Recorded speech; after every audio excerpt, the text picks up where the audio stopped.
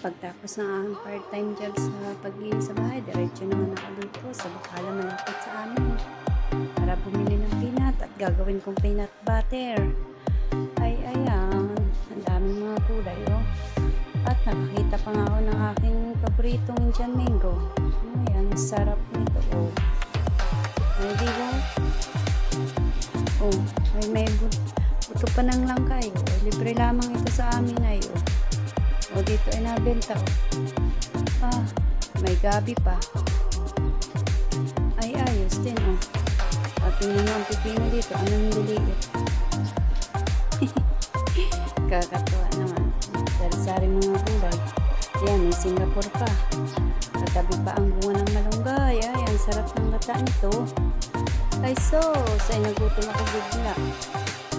Ayan. Ayan ang saba dito.